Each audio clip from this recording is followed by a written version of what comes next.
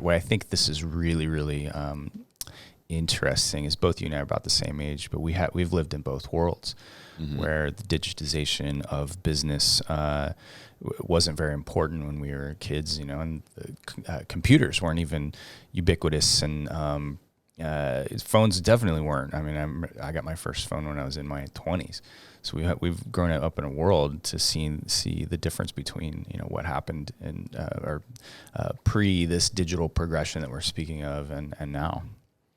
Yeah, I think it really is about the information and how fast that information can be understood in all forms, right? I mean, if you think of something that starts in paper, it has to be printed on what used to be a tree, right? It's got to use ink. Then you got to take that paper, put it in more paper that has glue on it. That's called an envelope. You got to put a stamp on that, right? We're talking about all these resources going in and the people to then put that stuff together. Then you have to put it in the mailbox.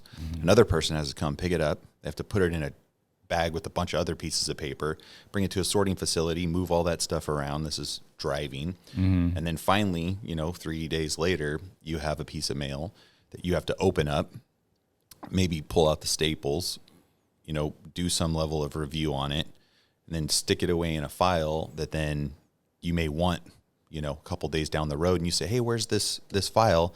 Now you have another person that has to go take, 3 to 5 minutes on average is how long it takes to get a piece of paper. So you have let's say an injured worker call you on the phone and they ask you a question about the case.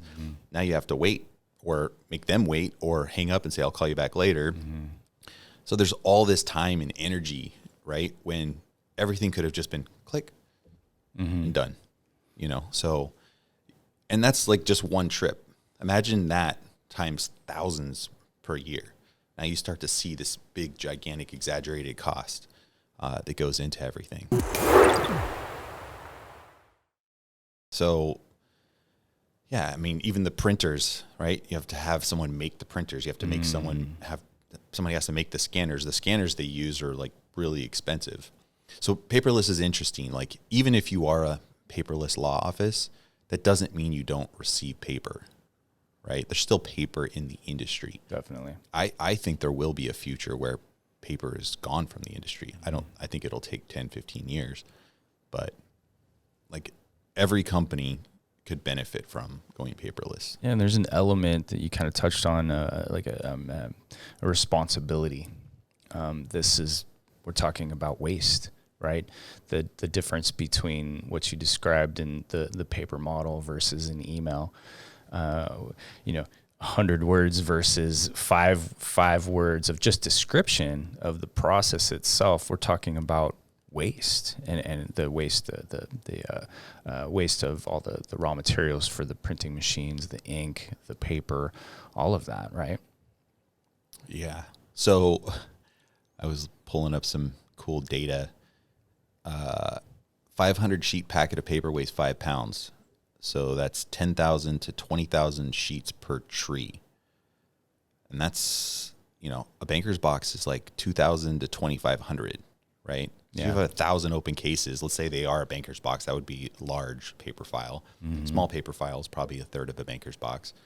But you're cutting force down, just little simple things like that. Green is important. The fuel costs, printers and scanners we talked about, ink.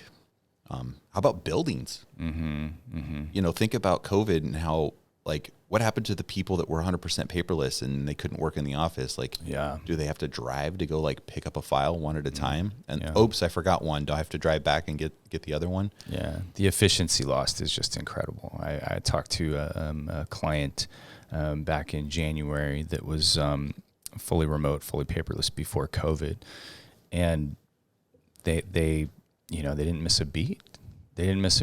Their expenses were already low. Again, you mentioned the building costs, and everything that we're talking about when it comes to waste is a cost. There's money associated with that. This particular firm, had just did spectacular because of their ability to, they didn't have to transition. Whereas, and I'd say a huge percentage, probably the majority of our clients had to really make some significant changes and disrupt their their operations. Now that's that perspective of change, the pain of the change now, or the pain of not making the change. So when it comes to buildings and people to manage the paper, in addition to that, you have the storage issues, right?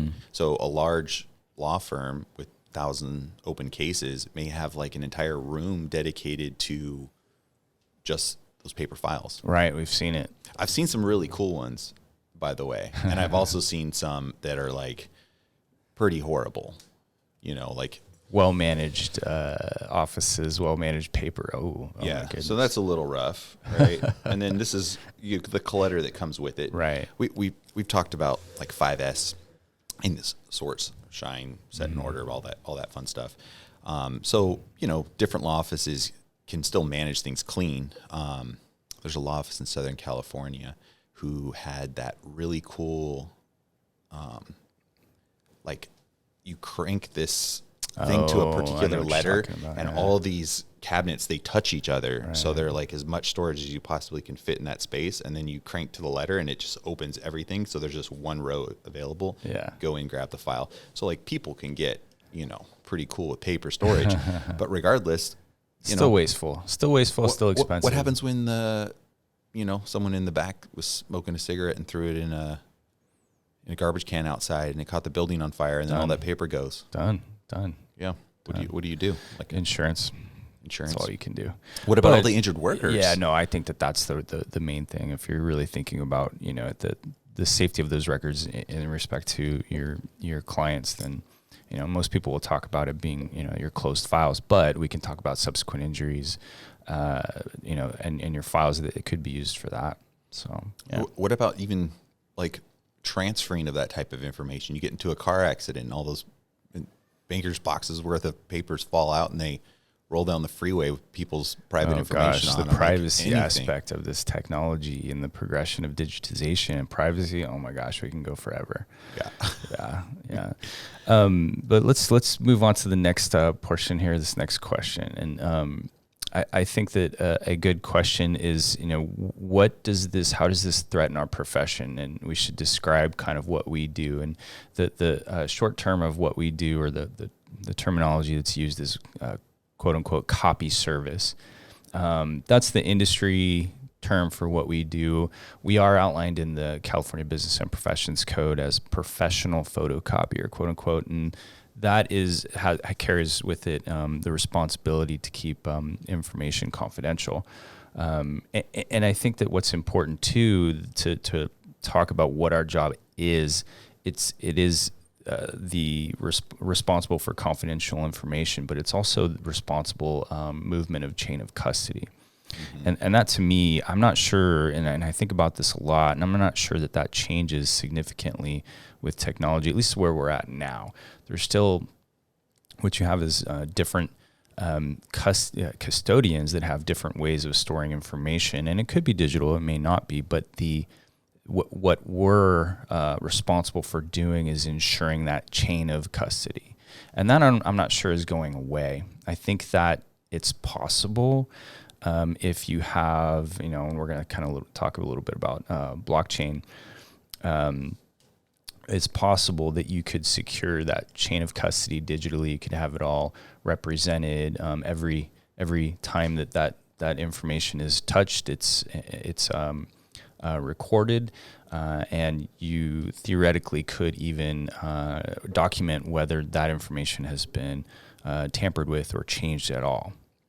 So I think we're a long ways off from blockchain. How do you get all the different players in the industry to kind of support this one singular like method to make sure that chain of custody is protected? Yeah, there's no. I don't know if there's an incentive. I go back to like who's going to pay for that, and why does everybody care? It's usually the state's job, realistically, to think about how to improve the system, and responsible for improving the system, regardless of which stakeholders care about which piece. You see what I'm saying? So you have multiple stakeholders in what we do, and everybody cares about their own little silo to the point where they're only going to care about the other silos if it affects them. The state's job is to, make it right for everybody. That sounds scary. So okay, then I don't have any confidence that it's going to be right. Yeah. Privatization is, the problem is like there's a profit center, but there's already so many like systems out there that it would really take the dismantling. Yeah, I think the most popular and the most relevant for people is, why haven't medical records been digitized to the point where it's not, there's no question whether the integrity of those records has remained since they were generated. That's not easy to do, but again, we talk about the reason it's not being done is you have multiple stakeholders, and you would have to have one stakeholder, aka the state, basically, that says y'all got to work together, y'all got to work better together, and y'all got to do it the same way. But I think too, there's a limitation in the technology right now to secure that, and it'd be for a while, I believe, until blockchain kind of makes its way into public understanding. Until that actually happens, I think that the technology is not going to allow the state to do that. But I would also say politics is not going to allow the state to do that. I would also say money is not going to allow the state to do that. Even I'm thinking the economics in terms of you mentioned medical facilities. So I think doctors and attorneys, these are professions that are difficult to get into. You have to have a lot of education to be able to be, successful or to even start, right? And so the population of those professions is a little older, right? So is it a generational thing? Like once, the next Gen Zers become doctors, they're not going to want to put up with paper. Like their whole entire schooling, they've never dealt with it at all.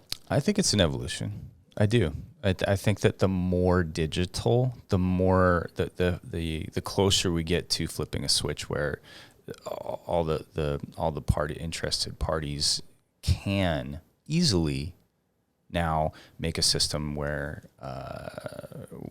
you don't have you have to question the integrity of the records, the change, the changing of the records, the tampering of the records. Again, I don't think that actually is available until blockchain technology makes its way into public understanding. Yeah, so blockchain is kind of like a saving grace because it's like the one system that is relatively tamper-proof or theoretically tamper-proof. Yeah. Blockchain is something that I've been studying for several years, and I think that that's a good topic to kind of segue into. Yeah. So what is the blockchain effect? What is blockchain? Chain of information. A new block contains new blocks information. There's public economic consensus. All of these things are buzzwords, even quantum computing, which I think comes a little bit down the road. Public versus private blockchains. For all of you out there, you're pretty lucky to be listening in because Dan Mora is pretty much like an expert on blockchain. Frank didn't mean that. I did mean that. If you want to hit him up and talk to him about blockchain, he'll probably go forever. So why don't you enlighten us a little bit? So I've read several books. I've done my study. Taking a course at UC Berkeley. I took a course at Berkeley. It was a executive course online. And it was enlightening, super cool. But I just took that class in the fall, but have been studying blockchain and what blockchain means for business and technology now for several years. So though I think that it's what I think has happened in blockchain, it's a buzzword. You're right, and it doesn't mean much to people except what it maybe should if you've done any study is that it's the technology that supports Bitcoin. Sure. So that's kind of that's the starting point. Okay, well, wow. Why? Then you ask yourself, okay, Bitcoin, why is Bitcoin important? Oh, well, it is a currency that is not controlled by any one entity, right? Yeah, interesting. It's information transfer It's financial information transfer that can be completely relied upon. How do you rely upon it? Blockchain technology. The way that the blockchain works is you have a chain of information, and you have, I don't know how many blocks are in Bitcoin now, but block 1 has a particular amount of information, and then you get to block 100. The information from blocks 1 through 99 have been recorded and replicated all over the internet in different places. So public ledger is what it is. And then you get block 100 that is being formed, and every block is formed within 10 minutes, the new block in Bitcoin. And it's all transactions, all financial transactions. That's the purity of Bitcoin and blockchain. And then those transactions are verified, and this is the cool part, really, really cool part. They're verified decentralized. So they're verified by what's called public economic consensus. So you have public, or let's just say there's 10 nodes that verify the information in that blockchain. They don't know each other. They're to the open market. These nodes are also called miners. These miners, anybody can be a miner, but you have to be able to solve computations very quickly. There's thousands and thousands of miners for blockchain. But when 51% of basically, and it's way more than that just because it's a mathematical equation that you solve, but when 51% agree of what the transactions are in block 100, it creates block 100. Block 100 is done, the timer restarts, and the block 101 starts to be computed. So you can't hack it because the previous blocks are all recorded publicly, and then the block that's being created is being created through a technique called public economic consensus, where again those nodes don't know each other. They can't know. They may. I mean, theoretically, some nodes know each other, but you have somebody in Denmark and somebody in Japan that are fighting basically to prove that equation and verify those transactions in that block. Does that make sense?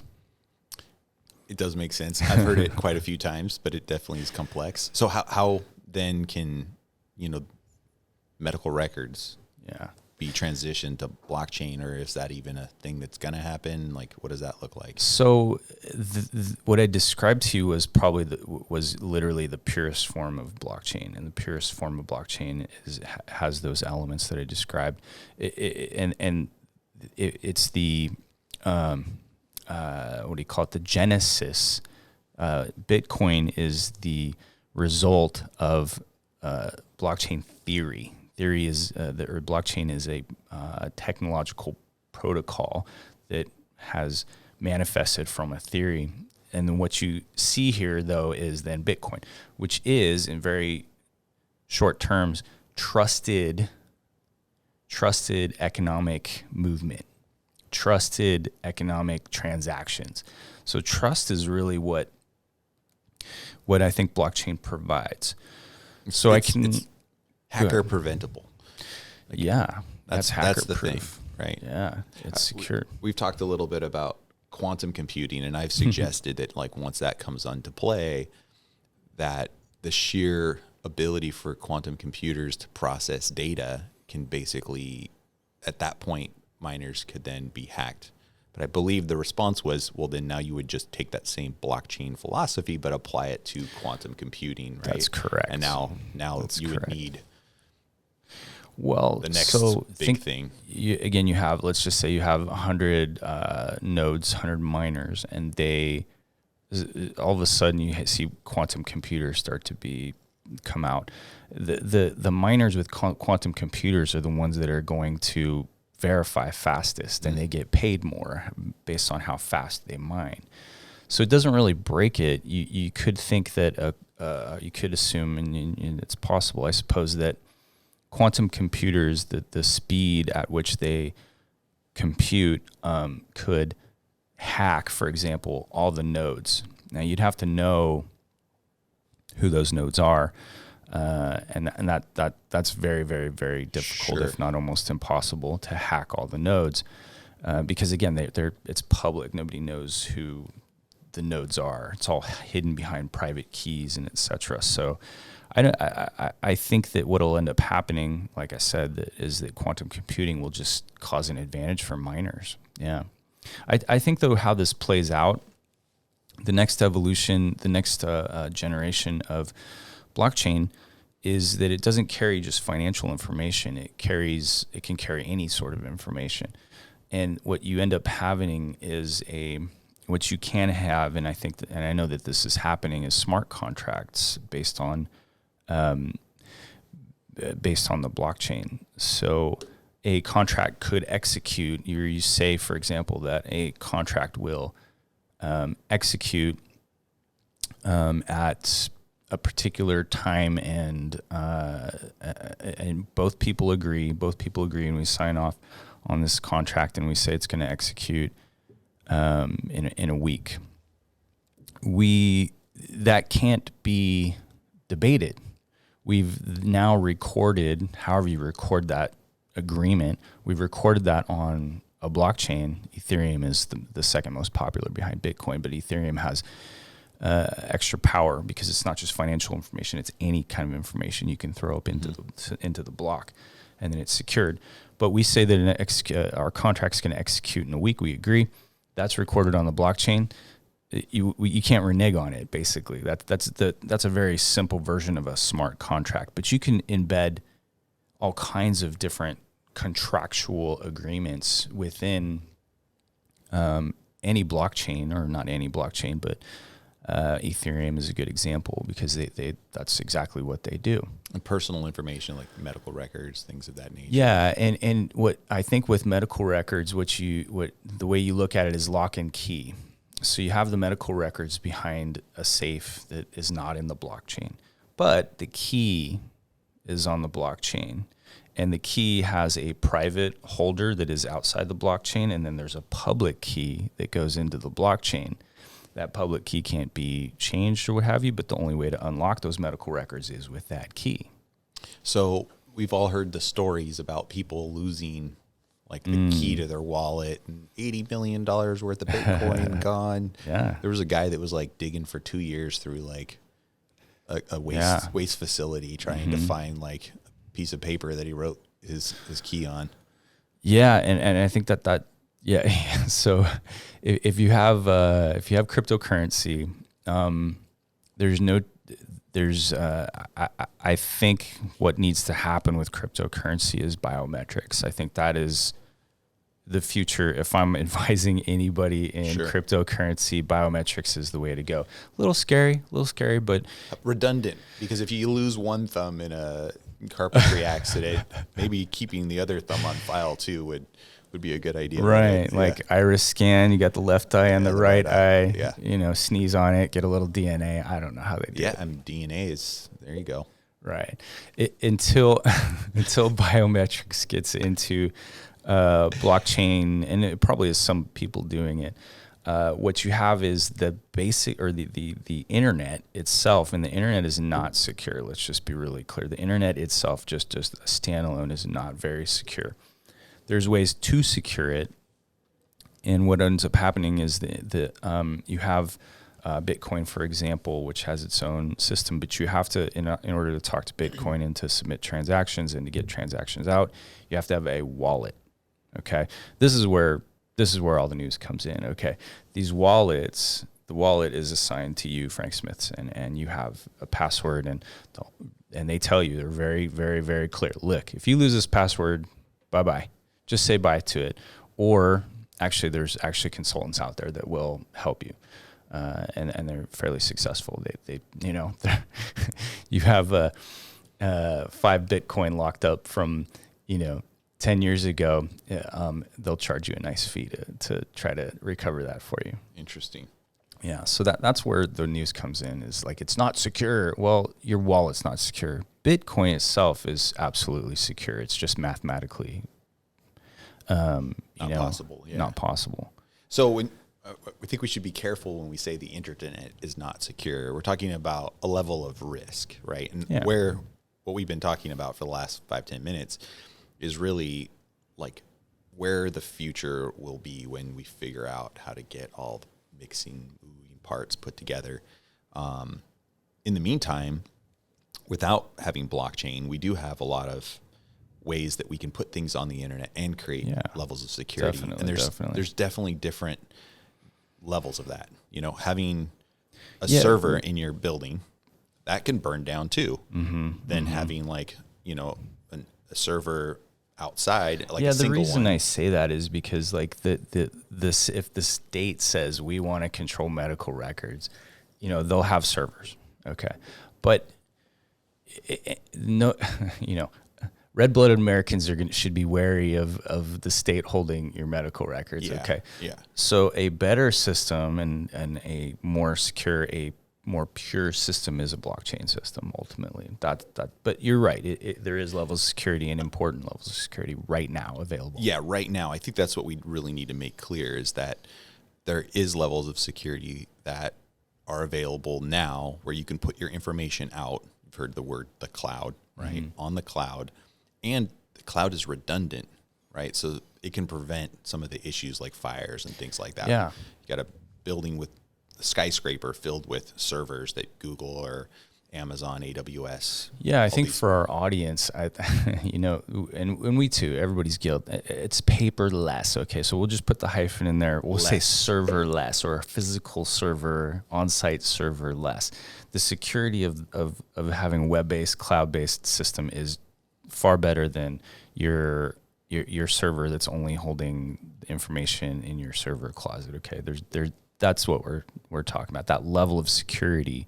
On the internet, you're going to have, you know, if it's Amazon, there's, I don't know how many data centers that they have around the world that replicate your information so that it's not gone. Yeah, I think that's really important. The likelihood of losing things that are digitized is less than losing things that are paper or somewhat digitized. CDs and DVDs could be considered digital, but it's still a tangible solution, right? What's really wasteful too is when people do both, and I think CDs and paper on top of that. Like, okay, gotcha. So, when's the last time you bought a computer with like this is a MacBook Pro right here? It doesn't have a CD drive, or you can't put DVDs in it. I don't think they sell them anymore. I mean, you probably can't. You're right. You can custom order your computer with CD drives. If you go to Dell, you're going to pay extra basically for a CD drive. Yeah, or they're going to give you an external one that you have to plug in, right? It has its own power cord, all of that fun stuff. I used to have one of those. So I was Googling a couple things to prepare for this, and Wired Magazine is a quote from Wired Magazine. The number of total physical video transactions made worldwide has dropped from 6.1 billion in 2011 to 1.2 billion in 2021, and just 300 million DVDs are expected to be sold worldwide this year. Jeez. Yeah. So, you know, why though? If you had to kind of summarize not what has happened, but why has it happened? What's the big why? The big why. Yeah. I mean, it's about transferring of information faster and more efficient. Efficiency. Everything is about efficiency. Like, the government can't hold things back. Like, coal plants are going away, not because of the government, because it's not as efficient as other forms of energy, right? Paper is not as efficient as other forms of information storage. Yeah, yeah. I don't know if you've are a fan of Bill Gates, whatever. I'm not. I don't know if I'm a fan or not. I just there was a Netflix documentary pre-COVID that he did that the interviewer literally asked that question. So why? Why do you do what you do? Extrapolate all the things that he does. I mean, if you can, all the way to polio in Africa. Question is that was asked to him was why, and it was fascinating. His only answer was efficiency. Yeah,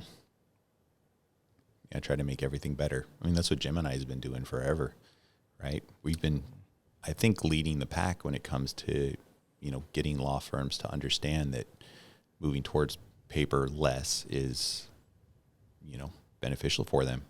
What was our paper reduction over COVID? Like it really did change. Yeah, well, we've been anti-paper for a really long time. I mean, I banned file cabinets for many years. I'd be like, "What's that here? That needs to go away." Just identify file cabinets. Yeah. Yeah. But yeah, I think to wrap this up, the efficiency I think is the right answer, and I think that there is some that feel pressure and maybe compelled from an environmental even perspective, but I think that's good. Like, be compelled to be better today than you were yesterday, and tomorrow than you were today. So with that, is there a handful of solutions maybe we can brainstorm off the top of our head that attorneys should go out and start Googling right now? And obviously the first one that comes to mind is case management systems. Mm-hmm. You got Mayor's Case was the first cloud-based case management system specific to workers' compensation. Mm-hmm. Even A1 Law, TriTech, ARS has TrueFile. There's big ones out there, Clio, MyCase, and many other. You can just Google and look for something that's going to fit your law office. But that right there gives you the ability to start bringing information at your fingertips. Without a case management system, you are working in spreadsheets and you're working in documents. Yeah, Microsoft, like folder systems, right? Mm-hmm. People have even done their own homegrown case management systems. And time after time, what you end up seeing is that those that have embraced, a true paperless office, and there's no such thing as no paper. Like, people are going to send you mail, right? Mm-hmm. But getting those in and scanning them, right? Whether it be batch scanning or one-off scanning, which I wouldn't recommend, but batch scanning is a great, simple solution to get a lot of information digitized quickly. Yeah. What else could they do? I think you're right. Like, when we talked about progression, years ago when we were talking, how do we help progress our clients? One of the main things was to take the paper and digitize it as soon as possible. Mm-hmm. And mail, like, that's your inflow. If you think about the flow of paper, let's just say you're not printing. So one other tip is print less. Yeah. Print less. Or don't print. When you think I'm going to hit the print button, how else can you do that? I think it's practical. You just think practically, where's the paper being generated? How can I eliminate it? Paper is a good place to start. There's all kinds of other ways to, I think, improve digitization. But, be a student. I think that's kind of the... One last thing that I think is important from a solution perspective, maybe you can talk on it a little bit, Dan, in your thoughts. Control F. That might be... People might not know what Control F does. It's find. It's a it's a keyboard shortcut that will find any sort of if you're on your computer screen and the web, the internet has any page that you're on the internet, and most PDFs, if you hit Control F, it opens up a little window, and you type in the word that you're looking for, and bam. I do it for research on statutes. That makes things a lot easier for me. But yeah, that's a great... And injuries, right? So you're looking through a 1,000-page document that was delivered by a medical company. Gemini got it for you. They OCR'd it, optical character recognition. It makes the PDF readable, right? So then you hit Control F, and you know that this guy has a back injury. So you can type the word back or spine, and then medications, every instance, medications. Yeah, they all come up, and you'll see it'll give you a count, like 1 to like 25 instances of the word, ibuprofen, whatever. Right. You can see what he was taking ibuprofen for. She. Very good basic tip for sure. Yeah. I'm sure some of our audience that will be an aha for the rest of you. Good on you. Let's close, and I thank our audience, and we want to remind you again, if you have comments, please put them in there. We want to be talking about what you're concerned with and what you think is interesting, and thanks for this time, Frank. Nice talking to you. Thank you, Dan. All right. To everybody out there, go save some trees.